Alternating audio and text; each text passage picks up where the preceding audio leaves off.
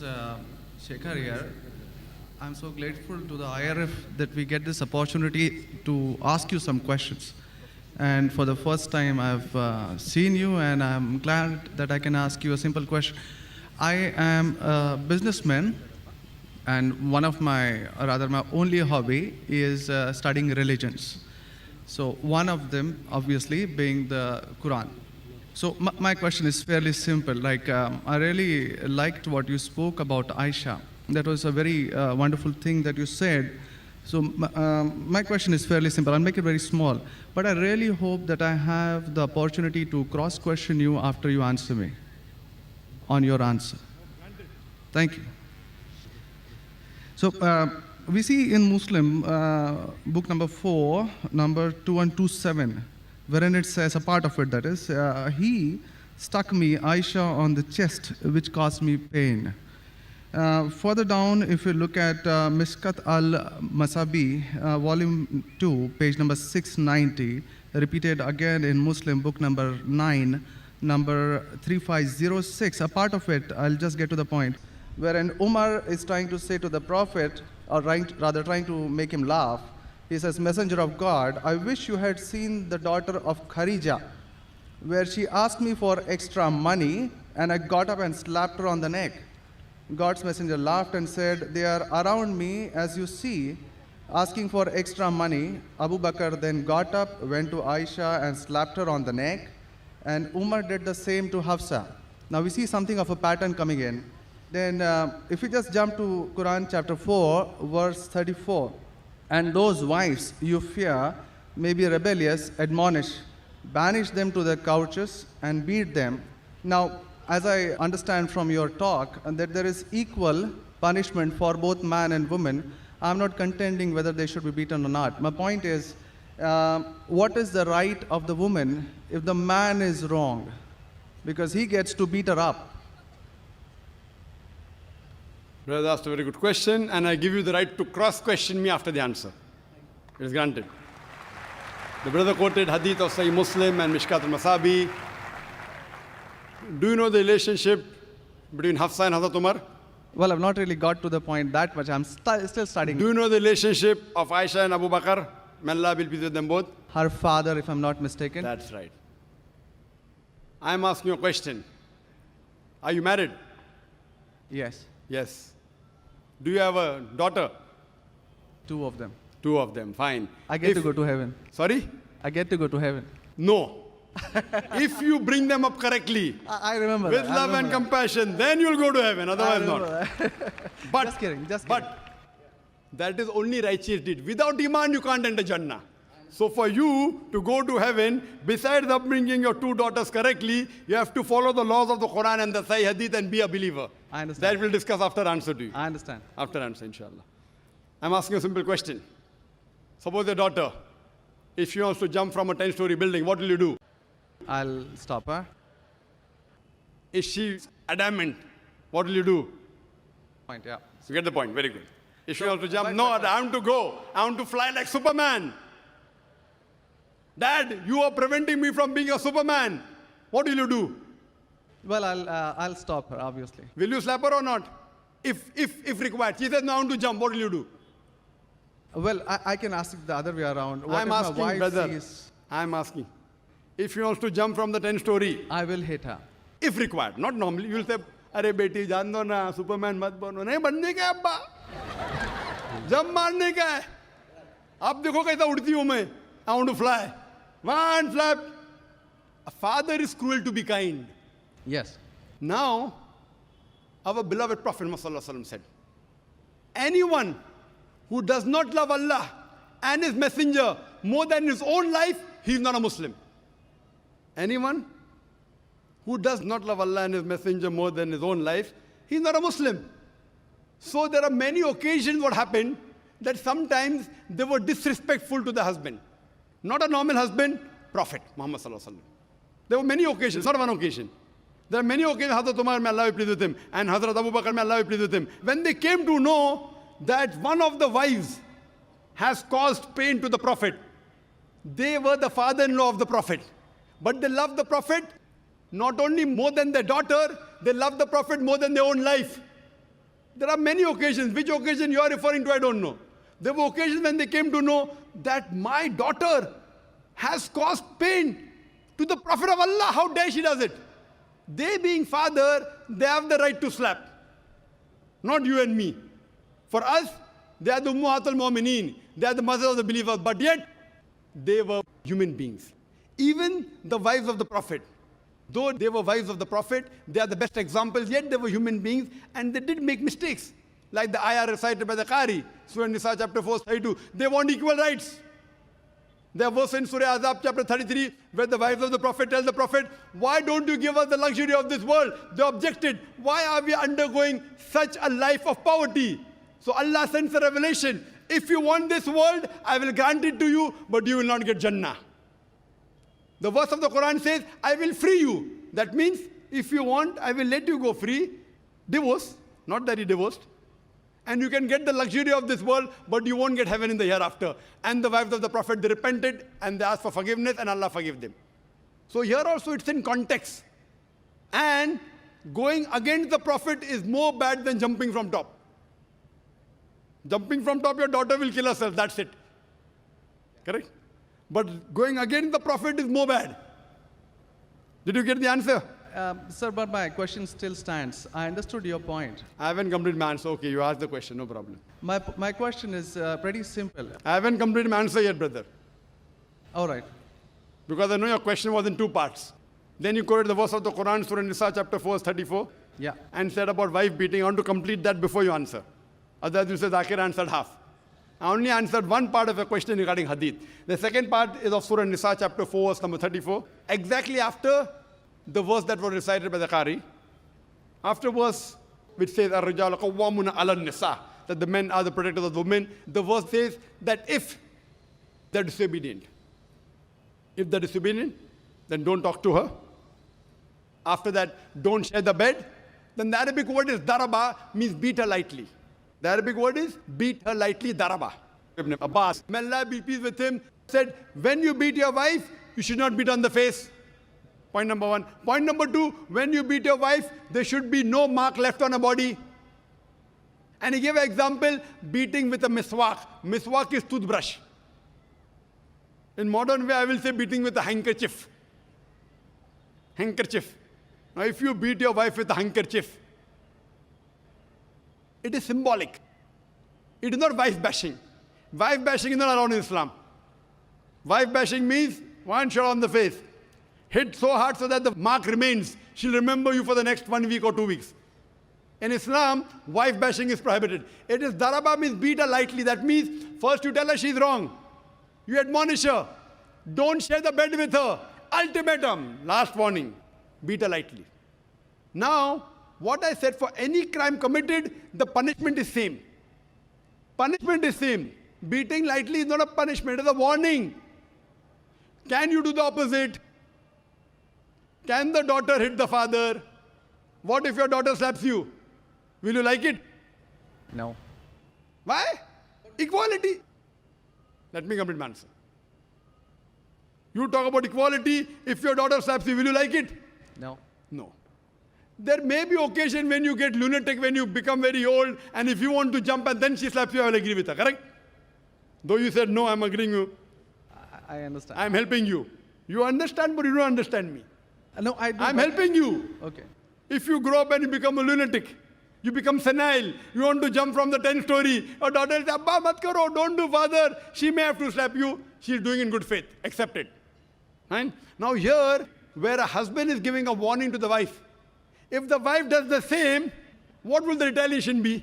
Imagine, suppose there's a massive person, bodybuilder comes and acts macho with you. If a small man comes, maybe you'll hit him. A macho person, Arnold Schwarzenegger, comes and tells you something. Will you hit him? Will you hit him? No. Though you may have a lot of guts, but Arnold Schwarzenegger, no. Why? Similarly, since Allah says in the previous verse, man has been given more strength than the woman. So a physical warning, a symbolic warning, a man can give to a woman can't give to a man.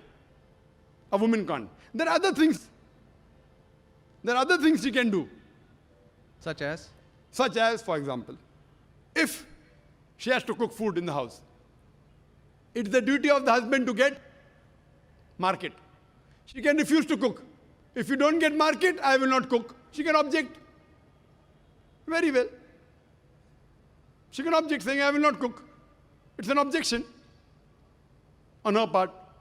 If, for example, he is not offering salah is important, she can object nicely, with love and affection. My dear husband, please offer salah. Then she may get a little bit angry also, no problem. Getting angry with husband is not allowed, unless it's for the sake of Allah and His Rasul. But not physical. She can't get physical. If she gets physical, there will be retaliation. It will never work. Imagine your wife slapping you. Will you leave her? Fine, you may say, Jando. So, what do you realize? This is a symbolic beating. What the Western media has done, they portray as though it is wife bashing. Where is wife bashing? You know the hadith also. So, because of that, Islam is the best way of life. It shows you how to lead life with your wives also. Hope that answers the question. If you have any counter question, you're most welcome, brother. Yes, actually 2 points on that. Primarily, the first thing that you said is a daraba, which means basically tapping. And as I understand from the Hand's Word Dictionary, it comes from the word idrib. And now, if you look at it, the Arabic word is used in 2 ways. One, to strike up a poem, the word idrib, from which the word darwa is taken out. The first is to strike up a poem, and the second, which is used 12 times in the Quran, is a physical action of striking. You said strike off? Strike up a poem, or strike second, up a poem.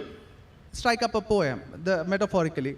Second part is the physical action of striking. It's used again in Surah 8:12, wherein it about an angel strike off their heads, strike off the very tips of their fingers. The same word is used. So how can the same word be interpreted there as lightly, but here as very good question. The second part. Very good question.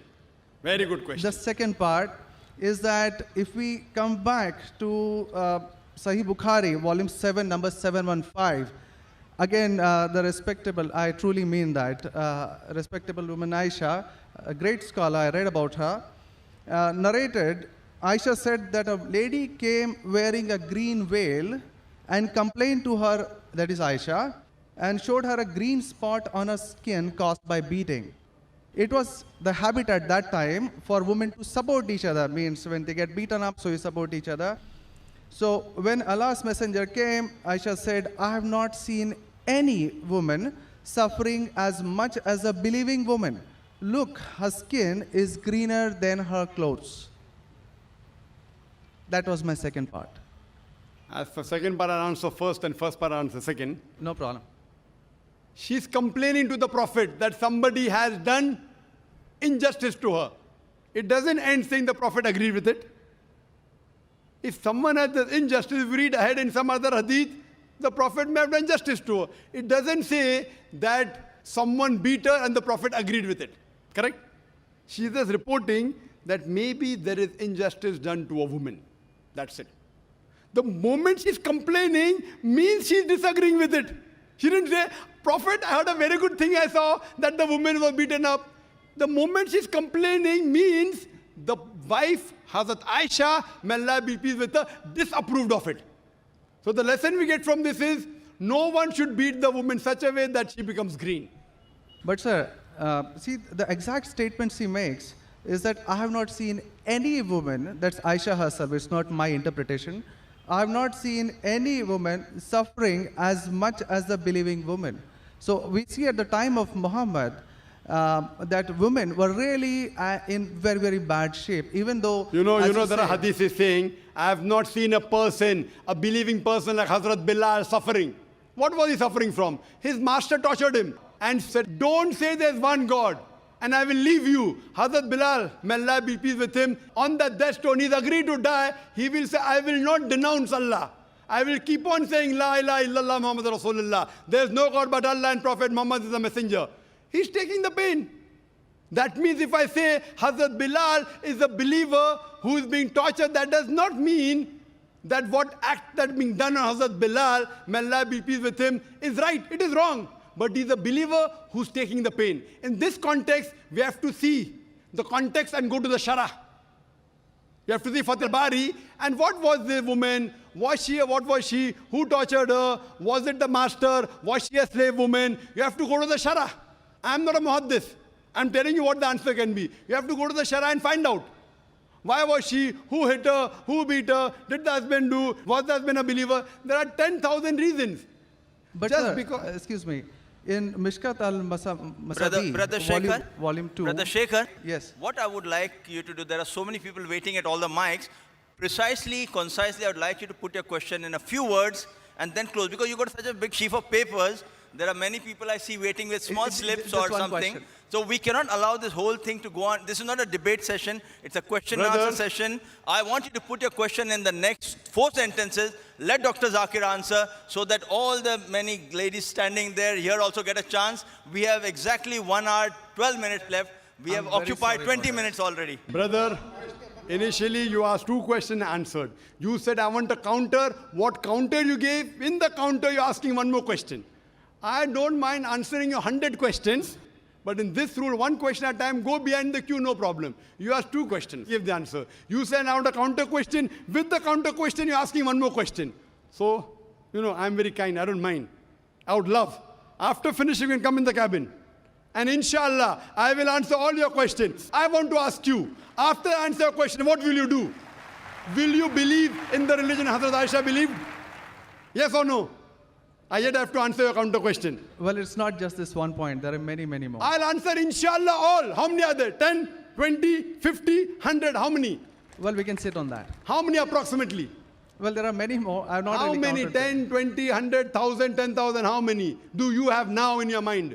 Well, I do have. How many? 10, 20, 30? How many? Yeah, probably quite a few. Maybe, Quite a few is how much? 5 or 10?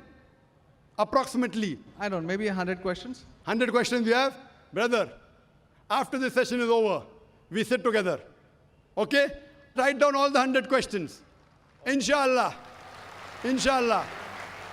I will try and answer everyone. Okay? I request you. We'll spend the full night together.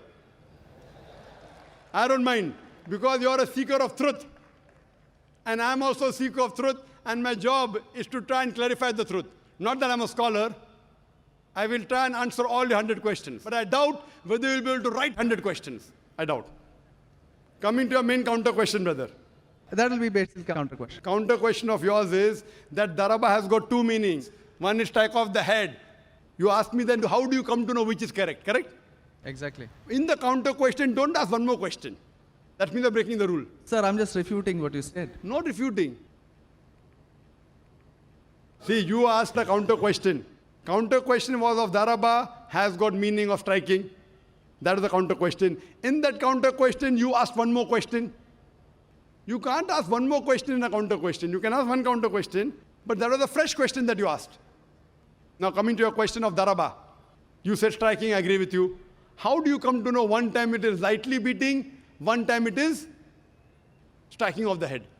You know the verse in the Quran is there, in Surah Maryam, chapter 19, verse number 47. Mary, may Allah be pleased with her, she says, when Archangel Gabriel says that you shall have a son. So she says, how shall I have a son when no man has touched me? How shall I have a son when no man has touched me? Now if you go to the Lugha, your hands-wear dictionary, all lanes, I believe you read my dictionaries, all this you can get on the internet. It's not difficult. You go on the internet and type, you'll get 100 questions against Islam. Not 100, you'll get 1,000. Very easy. Not that a person has done research. If you had done research, you'd have come to know who was whose father and who was whose husband and mother, everything. But you go on the internet, you get this very easy. Now, the Arabic word masa has got 2 meanings. Physical touch, it means sexual touch. So when Mary, may Allah be pleased with her, she says, how shall I have a son when no man has touched me? It is understood. It is not physical touch, it is sexual touch. Correct? Yes. Similarly, there are several verses in the Quran.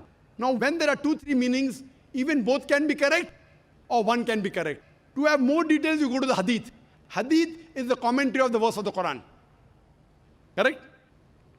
Maybe the same word has got 2 meanings. In that verse, it means meaning number 1. In the second verse in meaning number 2. Hadith is a commentary. So when we go to the hadith of this Surah Nisa, chapter 4, verse 34, talking about daraba, there the Prophet said, do not beat on the face. Do not leave a mark. Beat like a toothbrush. I gave the answer, but you were so much concentrating on the notes you have that you forgot my answer. If you have heard my answer, that if there are 2-3 meanings, all meanings may not be right. Maybe one is right, maybe 2 are right, maybe all 3 are right. Therefore, you have to go back to the Prophet. The Quran says, Atiullah, Atiur Rasul. Obey Allah and obey the Messenger. So when there are 2-3 meanings, you have to go to the hadith and find out what did the Prophet mean by that word. So there when it says strikes off that, it means strikes off. Here it means strike lightly. So therefore, if you know the supplement to the commentary of the Quran, it's the hadith. Without the authentic hadith, you cannot understand Islam. So a prophet said, it means beat lightly, like beating with a toothbrush, don't beat on the face, don't leave a mark on the body. So these are the guidance given by Rasul.